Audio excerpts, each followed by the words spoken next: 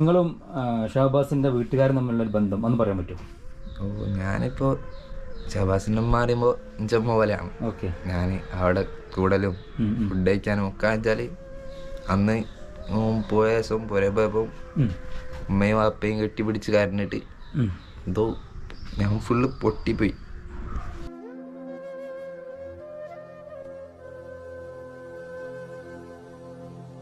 ചിരിക്കുമ്പോൾ ചിന്തയില്ല കരയുമെന്ന് നമ്മൾ കരയിപ്പിച്ചവസാനം മടങ്ങുമെന്ന്. പേര് അൻസഫ്. ഓക്കെ. അൻഷഫെ എന്താ സുഖാണോ? അങ്ങനെ പോകണം. ഓക്കെ. അപ്പം അൻഷഫിനെ കുറേ ആൾക്കാർ തിരയുന്നുണ്ട്, അറിയാം. നാട് വന്നിട്ടും അതുപോലെ തന്നെ നമ്മൾ മറ്റുള്ള നാടുകളിൽ നിന്നൊക്കെ ഒരുപാട് പേര് അൻഷഫിൻ്റെ വിശേഷങ്ങൾ അറിയാൻ വേണ്ടിയിട്ട് കൊതിക്കുന്നുണ്ട്. അപ്പോൾ ഞാനിന്ന് വന്നിട്ടുള്ളത് അൻഷഫ് ഇപ്പം ഷഹബാസിന് വേണ്ടിയിട്ട് പാട്ട് പാടി അവൻ്റെ കുടുംബാംഗങ്ങൾ വരെ ആ പാട്ട് കേട്ട് ഒരുപാട് തകർന്നു പോയി. അത്രയും നല്ല പാട്ടായിരുന്നാലും നല്ല വരികൾ അത്രയും ആഴത്തിൽ ഇറങ്ങി ചെന്നു എല്ലാവരുടെ മനസ്സിലേക്കും. അപ്പോൾ എന്തായിരുന്നു ശരിക്കും പറഞ്ഞാൽ പാട്ട് ഇപ്പോൾ പാടാനുള്ള കാരണം? എന്ന് വെച്ചാൽ ഞങ്ങൾ എപ്പോൾ എവിടെ പോവാണെങ്കിലും ബൈക്കുമലൊക്കെ പോകുമ്പോൾ എപ്പോഴും ചോദിക്കും, ഓക്കെ, പാട്ടുപാടാണ്. അപ്പോൾ ഇപ്പം ഞാൻ പാട്ടുപാടി കേൾക്കുള്ള രീതിയിൽ അങ്ങനെ പാടി. ഓക്കെ. ഈ ഷഹബാസ് എന്ന് പറഞ്ഞ വ്യക്തി പാട്ടിന് ഇഷ്ടപ്പെടുന്ന ആളായിരുന്നു അല്ലേ? എപ്പോഴും നിങ്ങൾ ഒരുമിച്ചുണ്ടാകുമ്പോഴൊക്കെ ഒരുപാട് പാട്ട് പാടാൻ പറയൂ അല്ലേ? ഓക്കെ. ഞാൻ ഒരുപാട് ഫോട്ടോസ് കണ്ടു നിങ്ങൾ തമ്മിൽ. നിങ്ങൾ അത്രയും ആഴത്തിലുള്ള തിക് ഫ്രണ്ട്സ് ആയിരുന്നു. അതെ, എപ്പോഴും എവിടെ പോവാണെങ്കിലും എന്നെ വിളിക്കൂ. അന്ന് മാത്രമാണ് വിളിക്കാനത്. അന്ന് വിളിച്ചില്ല അല്ലേ? ഈ ഷഹബാസ് എന്ന് പറയുമ്പോൾ എന്താ പറയുക, നമുക്കറിയാം അവൻ്റെ ചിരിക്കുന്ന മുഖം എല്ലാവരും ഇങ്ങനെ കണ്ടാവും, ഞങ്ങളൊക്കെ ഓർമ്മയിൽ ആ ചിരിക്കുന്ന മുഖം. അതല്ലാതെ സങ്കടപ്പെട്ട് നടക്കുന്ന ഒരു ഷഹബാസ് അങ്ങനെ വല്ലതും ഉണ്ടോ? അവൻ്റെ ലൈഫിൽ അവന് സങ്കടപ്പെട്ടതായിട്ടൊക്കെ തോന്നിയിട്ടുണ്ടോ? എന്ത് സങ്കടം ഉണ്ടായാലും അവർ പുറത്ത് കാണിക്കാത്ത വ്യക്തിയാണ്.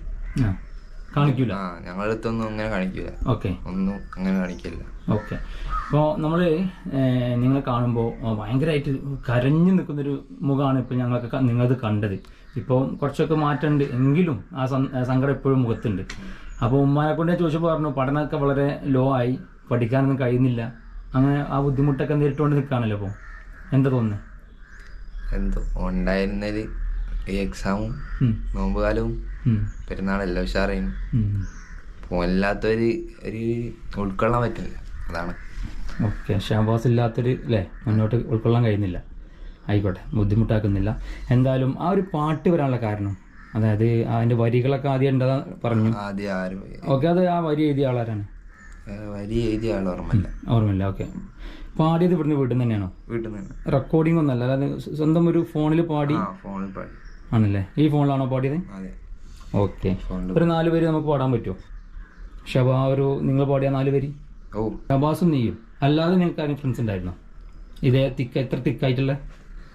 ഉണ്ട്, പക്ഷേ ഞങ്ങളാണ് എവിടെ പോകുമ്പോഴും ഒരുമിച്ചുണ്ടാല്. ഓക്കെ. ഓനെവിടെ പോകാണ്ടത് എന്നെ വിളിക്കും, എനിക്കെവിടെ പോകണ്ടല്ലോ ഓനെ വിളിക്കും അല്ലേ? നിങ്ങളെ ഒരുമിച്ച് ബൈക്കുമ്മേൽ പോകും.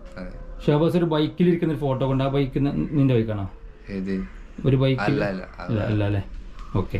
അപ്പം എന്നാലും ഇപ്പം നിലവിൽ ഷഹബാസ് ഇല്ലാത്ത വിഷമം ഉണ്ട് അല്ലേ? ഓക്കെ. എല്ലാം ശരിയാവും, കാരണം അതങ്ങനെയാണ് ജീവിതം. അപ്പം പഠനം കുറച്ച് ലോ ആയി നമ്മ പറഞ്ഞു അല്ലേ? അപ്പോൾ ഇനി അങ്ങനെ തന്നെ പോകാനാണ്, അതൊന്നും ഉഷാറാക്കണ്ടേ? എക്സാമൊക്കെ അല്ലേ വരുന്നത്, കഴിയേണ്ടത് ഏതായാലും കഴിഞ്ഞു, ലൈഫ് ഏതായാലും മുന്നോട്ട് കൊണ്ടുപോകണമല്ലോ. അപ്പം എന്തായാലും ഞങ്ങളെ ഒന്നുകൂടെ കരയിപ്പിച്ച ആ പാട്ടുണ്ടല്ലോ, അതൊന്ന് പാടാൻ പറ്റും?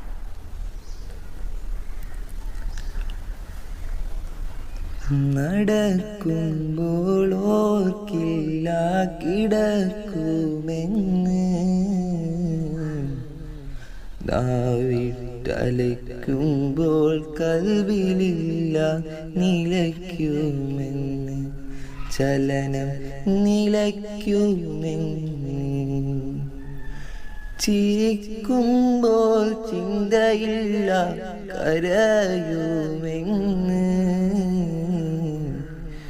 നമ്മൾ കരയിപ്പിച്ചവസാനം മടങ്ങുമെന്ന്, ചിരിക്കുമ്പോൾ ചിന്തയില്ല കരയുമെന്ന്, നമ്മൾ കരയിപ്പിച്ചവസാനം മടങ്ങുമെന്ന്. ഏതായാലും കേൾക്കുമ്പോൾ തന്നെ ഒരു സാഡ് ഫീലാണ്. ഈ പാട്ട് പാടിയപ്പോൾ എന്ത് തോന്നി? ആൾക്കാരിങ്ങനെ ഏറ്റെടുത്തല്ലോ കുറേ ആൾക്കാർ. അപ്പം ഇത്രയും മനോഹരമായ രീതിയിൽ പാടാൻ എങ്ങനെ കഴിഞ്ഞു എന്നും ചോദിക്കുന്നുണ്ട് ആൾക്കാർ ഈ സമയത്ത്. ശരിക്കും എങ്ങനെയായിരുന്നു ഇത്ര നല്ല രീതിയിൽ പാടാൻ കഴിഞ്ഞേ? എന്തോ കരഞ്ഞു പാടുമ്പോൾ അതൊന്നും അതിൻ്റെ ഒരു ഇതിലേക്ക് വന്നത്. ഓക്കെ, ആരടിക്കൊരു കരഞ്ഞിട്ട് തന്നെയാണ് പാടിയത്. അതെ. പക്ഷേ ആ കാര്യം ഇപ്പോൾ പാടിയതാരും കാണാത്തതുകൊണ്ട് അല്ലേ, വോയിസ് മാത്രമേ ഞങ്ങൾ കേട്ടുള്ളൂ. പിന്നെ അതിൻ്റെ മ്യൂസിക്കും കാര്യങ്ങളുള്ളതുകൊണ്ട് അല്ലേ. പക്ഷെ ഇപ്പോൾ ശരിക്കും ഞങ്ങൾക്കത് മനസ്സിലായി. ആ പാട്ട് കേൾക്കുമ്പോൾ ശരിക്കും വരികളും അല്ലേ കറക്റ്റായിട്ട് നമുക്ക് ഒരു ഫീലിങ്സ് ഉണ്ട്. അപ്പോൾ ആരൊക്കെയുണ്ട് വീട്ടിൽ? ഉമ്മയുണ്ട്, ഉണ്ട്, പിന്നെ രണ്ട് അനിയത്തില്ല. അനിയത്തിമാരൊക്കെ പഠിക്കുകയാണ്. അനിയത്തിമാര് ഒരാള് 8ല്, ഒരാള് 5ൽ. ഈ രണ്ടുപേരുടെയും പുന്നാര ആങ്ങളെയാണല്ലേ. അപ്പോൾ ഞാൻ പറഞ്ഞ പോലെ തന്നെ ഇങ്ങനെ നിന്നാൽ പോരാ. അവർക്ക് സങ്കടം ഉണ്ടാകുമ്പോൾ പോലും നല്ലപോലെ ഉയർന്നു നിൽക്കേണ്ട ആളാണ്. ഇത്ര ടെൻഷൻ അടിച്ച് നിൽക്കേണ്ട ആവശ്യമില്ല കേട്ടോ.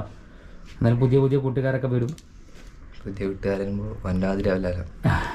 അത് ശരിയാണ്. എന്തായാലും എന്താ പറയേണ്ടത് എനിക്കറിയില്ല. ഉഷാറായിട്ട് പോവാം, അതാണ് എനിക്ക് പറയാനുള്ളൂ. ഓക്കെ അൻസഫേ, ഞാനൊരു വാർത്ത കേട്ടു. അതായത് വാർത്ത കണ്ടതാണ്. അതായത് ഷഹബാസ് ഇടയ്ക്കൊക്കെ നിന്നോട് ഇങ്ങനെ എവിടെയും പോകുമ്പോൾ പാട്ട് പാടാൻ വേണ്ടി പറയും.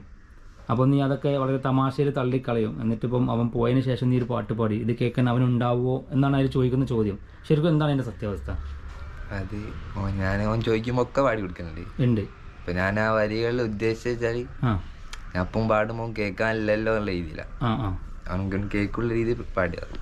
പിന്നെ ഞാൻ ഇൻസ്റ്റാഗ്രാമിലൊക്കെ പോസ്റ്റ് ചെയ്യുമ്പോൾ കുറേ കമൻറ്റുകളെല്ലാം അവനുള്ളപ്പം ചെയ്തില്ല, അവൻ പോയപ്പം ചെയ്തിരുന്നു. ഞാൻ വേറെ അക്കൗണ്ടായിരുന്നു, അത് ബാനായി. അതിലാണ് ഫുള്ള് ഫോട്ടോ ഉണ്ട്, കുറേ ഫോട്ടോ ഉണ്ട്. പാട്ട് പാടിയതും ഞങ്ങൾ ഇരുന്ന് എവിടെയൊക്കെ പോകുന്നതും ഒരുമിച്ചുള്ള ഫോട്ടോകളൊക്കെ അക്കൗണ്ട് പോയോണ്ട് ഇപ്പൊ എല്ലാം ഞാൻ ഇടുമ്പോ എല്ലാം വിചാരിക്കുന്നു ഞാൻ അവനെ വെച്ച് റീച്ച് ഉണ്ടാക്കാൻ മതി. അങ്ങനെ പറയുന്ന ആൾക്കാരുണ്ട്. ഞാനിപ്പോ ഈ പാട്ട് റീച്ച് ആണെന്ന് വെച്ചാൽ പാടിയതല്ല. അല്ല, ഇത് അങ്ങനെ ഒരു സന്ദർഭത്തിൽ പാടിയതല്ലോ, ജസ്റ്റ് ഒരു ഫോണിൽ പാടിയതല്ലേ. അപ്പൊ ഞാൻ അതിന് വേണ്ടി ചെയ്യല്ല. കുറെ ആൾക്കാർ അങ്ങനെ പറയുന്നുണ്ട്. ഓനും പോയ രീതിയിൽ റീച്ച് ആണോ ഇത് കാര്യമില്ല. ഓക്കെ, അപ്പൊ എന്തായാലും അത് ഫേക്കാണ് വാർത്ത അല്ലേ? പക്കാ ഫേക്കാണ്. ഓക്കെ, പിന്നെ നിങ്ങളും ഷഹബാസിന്റെ വീട്ടുകാരും തമ്മിലുള്ള ഒരു ബന്ധം ഒന്ന് പറയാൻ പറ്റുമോ? ഞാനിപ്പോ ഷഹബാസിന്റെ മാറിയുമ്പോ ചെമ്മ പോലെയാണ്. ഞാൻ അവിടെ കൂടലും ഫുഡ് കഴിക്കാനും ഒക്കെ വെച്ചാല് അന്ന് പോയ ദിവസം പോയപ്പോ ഉമ്മയും വാപ്പയും കെട്ടിപ്പിടിച്ച് കരഞ്ഞിട്ട് എന്തോ ഞാൻ ഫുള്ള് പൊട്ടിപ്പോയി.